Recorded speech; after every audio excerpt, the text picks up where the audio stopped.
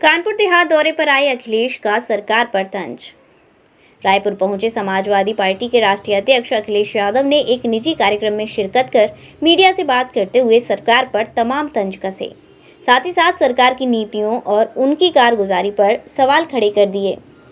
Samajwadi party के कार्यकर्ताओं ने अखिलेश यादव का जोरदार स्वागत किया। उन्होंने कानपुर देहात के रनिया थाना क्षेत्र के रायपुर स्थित खुशी प्लाजा में पहुंचकर समाजवादी पार्टी के पूर्व प्रदेश सचिव स्वर्गीय सुखदेव पाल की मूर्ति का अनावरण भी किया। अखिलेश यादव ने निकाय चुनाव पर तैयारियों को लेकर कहा कि बीजेपी निकाय चुनाव में पूरी तरह हार रही है, फिर चाहे वो प्रशासन की कोई भी ताकत लगा ले।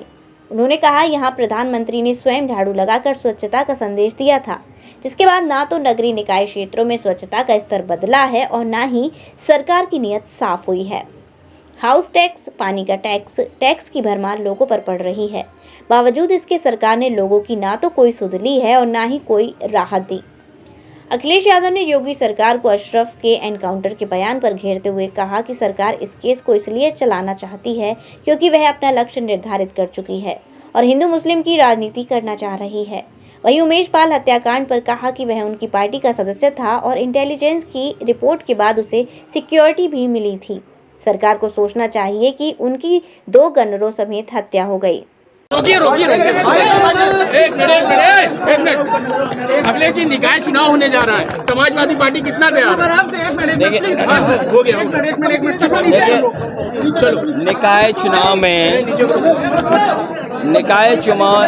में भारतीय जनता पार्टी की हार होगी, चाहे वो प्रशासन की कोई भी ताकत लगा दें। जिस तरीके से महंगाई, बेरोजगारी बढ़ी है और जिस तरीके से बिजली के बिल आ रहे हैं और नगर निकाय, क्योंकि शहरी क्षेत्र का चुनाव है, न ये लोग कूड़े का इंतज़ाम कर पाए और तब न सफाई का इंतज़ाम कर पाए। याद कीजिए, प्रधानमंत्री जी ने पैर धोए थे, खुद झाड़ू लगाया। आखिरकार जनता जानना चाहेगी कि दिल्ली और लखनऊ से जो बजट आता था कूड़े के लिए, नालों की सफाई के लिए, गंदगी को हटाने के लिए, आखिरकार क्या हुआ उसका। और हाउस टैक्स, वाटर टैक्स, बिजली का बिल जो महंगा देने पड़ रहा है जनता को, वो उसका जवाब क्या है। और जितना भी इल्लीगल कंस्ट्रक्शन हो रहा है शहरों में, तालाबों पे कब्जा, इल्लीगल कंस्ट्रक्शन, अगर आप तय में जाओगे तो सब भारतीय जनता पार्टी के लोग करा रहे हैं। आप पे आपने ट्वीट किया, डिप्टी सीएम आ गए, सांड पर आप कई बार ट्वीट कर चुके, कोई प्रतिक्रिया नहीं हुई। नहीं, सांड पे इसलिए नहीं आ रहे हैं क्योंकि अंतोगत्वा इन्हें सांड की सफारी बनानी पड़ेगी। ये मुझे लगता है बीजेपी वाले सांड इसलिए बढ़वा रहे हैं। अभी कुछ दिन पहले हमने टाइगर की संख्या, टाइगर को लेकर के बड़ा हम लोगों ने ट्वीट और तमाम विज्ञापन देखे होंगे। मुझे लगता है 5-6 महीने बाद सांड के भी इसी तरह ऐड आएंगे कि सांड सफारी सरकार ने शुरू की है।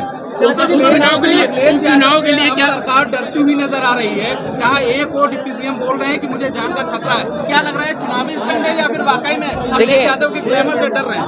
ये जो बेरोजगारी है और महंगाई, सरकार ये कहती है कि 100 में केवल 4 बेरोजगार हैं। ये सच्चाई नहीं है। महंगाई पे वो बात नहीं करना चाहते हैं। वो ये कहते हैं कि प्रति व्यक्ति आय दोगुनी हो गई। अरे कौन इस बात को मानेगा कि प्रति व्यक्ति आय बढ़ गई है? केवल 400 में से बेरोजगार हैं और जो पैसा इन्हें लाना था इन्वेस्टमेंट के लिए, वो पैसा आया नहीं। ये कहते हैं कि $1 ट्रिलियन इकॉनमी बनेगी और $1 ट्रिलियन के लिए तो 34% से ज़्यादा ग्रोथ रेट चाहिए। और फिर जो भारतीय जनता पार्टी झूठ बोल रही है, उस झूठ को सच बनाने के लिए अमेरिका से 200 करोड़ में कंपनी लाए हैं, जिससे कि झूठ सच बताए। उन व्यापारियों के जो नुकसान हुआ उसका सरकार भरपाई करे। सपा से रामपुर से आजम खां की बहू की लड़ाई की क्या सपा? आजम खां की बहू की लड़ाई की, देखिए वो आदरणीय आजम खां साहब और समाजवादी पार्टी तय करेगी कि आने वाले समय में जब चुनाव होगा, अभी तो पहले तय हो चुनाव कब होगा, और चुनाव जब होगा तो पार्टी प्रत्याशी तय करेगी। उमेश कांड अपहरण केस में आजम खां को सजा हो गई है, तो अशरफ ने ये बताया कि उसका एनकाउंटर हो सकता है क्योंकि किसी ने कहा उसकी एनकाउंटर कर दिया। वो नाम गलत बोल गए, खैर कोई बात नहीं। अशरफ को, हाँ कोई बात नहीं, नाम गलत बोल गए लेकिन उससे कोई बात नहीं है। देखिए ये भारतीय जनता पार्टी इस केस को इसलिए चलाना चाहती है क्योंकि उसका लक्ष्य हिंदू और मुस्लिम है। वो हिंदू और मुस्लिम का ही संदेश देना चाहती है। वो उनकी पार्टी का सदस्य था, इंटेलिजेंस रिपोर्ट के बाद उसे सिक्योरिटी मिली थी। सरकार को सोचना चाहिए कि सरकार की रिपोर्ट के बाद 2 गनरों की हत्या हो गई हो, उनके पार्टी का खुद नेता की हत्या हो गई हो, और जो वीडियोस वायरल हो रहे हैं, पिक्चर्स वायरल हो रहे हैं, उसमें बीजेपी के नेता के साथ तमाम वो लोग जिन पर उंगली उठती है वो शामिल हो रहे हैं। ये सरकार आखिरकार क्या छिपाना चाहती है? लेन देन को लेकर के, ज़मीनों को लेकर के बहुत सारी उंगलियां उठी हैं बीजेपी के अपने नेताओं पर। उन सब चीज़ों को छिपाने के लिए जानबूझ करके हिंदू मुस्लिम कर रहे हैं। काशीराम मूर्ति की प्रतिमा की अनावरण करने जा रहे हैं, कहा जा रहा है सपा बीएसपी के वोटर बैंक में आप सेंध लगाने जा रहे हैं। देखिए, नेताजी ने और मान्यवर काशीराम जी ने दोनों मिलकर के इटावा में एक रणनीति बना करके और एक नई सियासत को जन्म दिया था। मान्यवर काशीराम जी बहुत चुनाव लड़े थे लेकिन लोकसभा नहीं पहुंच पाए थे।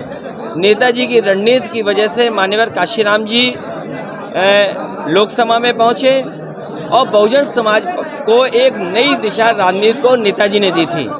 तो इसलिए मैं उनको बधाई देना चाहता हूं। जिन लोगों ने मान्यवर काशीराम जी की प्रतिमा को लगाया है, मैं उसके अनावरण में जा रहा हूं। बीजेपी ओबीसी वोटर को साधने के लिए राजभर को साध। देखिए, बीजेपी ओबीसी को कभी सम्मान नहीं दे सकती। बीजेपी ओबीसी की दुश्मन है। जो लोग रामराज्य की बात कर रहे हैं वो जाति जनगणना क्यों नहीं करना चाहते? लोकसभा के लिए जो आपने रणनीति तैयार करी है, क्या लगता है कि कितनी कारगर होगी? ये उत्तर प्रदेश से हार करके बीजेपी जाएगी और लोकसभा में आप बड़ा परिवर्तन देखेंगे, क्योंकि जनता दुखी है। और उदाहरण के लिए मैं देता हूँ, यहीं पर बुलडोजर चला, माँ बेटी की जान चली गई। यहीं पर पुलिस ने बलवंत सिंह की हत्या कर दी। चुनाव था तो एक व्यापारी जो गोरखपुर में मारा गया था, उस मां को लगाया है। मैं उसके अनावरण में जा रहा हूं। बीजेपी ओबीसी वोटर को साधने के लिए राजभर को साध। देखिए, बीजेपी ओबीसी को कभी सम्मान नहीं दे सकती। बीजेपी ओबीसी की दुश्मन है। जो लोग रामराज्य की बात कर रहे हैं वो जाति जनगणना क्यों नहीं करना चाहते? लोकसभा के लिए जो आपने रणनीति तैयार करी है, क्या लगता है कि कितनी कारगर होगी? ये उत्तर प्रदेश से हार करके बीजेपी जाएगी और लोकसभा में आप बड़ा परिवर्तन देखेंगे, क्योंकि जनता दुखी है। और उदाहरण के लिए मैं देता हूँ, यहीं पर बुलडोजर चला, माँ बेटी की जान चली गई। यहीं पर पुलिस ने बलवंत सिंह की हत्या कर दी।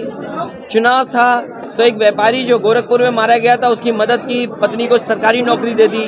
आपने बलवंत सिंह की पत्नी को सरकारी नौकरी क्यों नहीं दी? बुलडोजर से जिस परिवार को मार दिया गया, उस परिवार के किसी लोगों को सरकारी नौकरी क्यों नहीं दे रहे हैं आप? क्योंकि चुनाव नहीं है। महंगी बिजली बिल की समस्या से छुटकारा पाइए, सोलर सिस्टम लगाइए। जी हां, आपके लिए बेहद आसान हुआ सोलर सिस्टम लगवाना। संपर्क करें Amity electronics corporation, Krishna Nagar, Mathura. जैसा कि मैंने आपको बताया कि भाई इसका ROI 25% है, यानी 25% का रिटर्न है। इसके हिसाब से देखा जाए तो जो लागत आप लगा रहे हैं वो लागत आपकी 4 साल में निकल आएगी।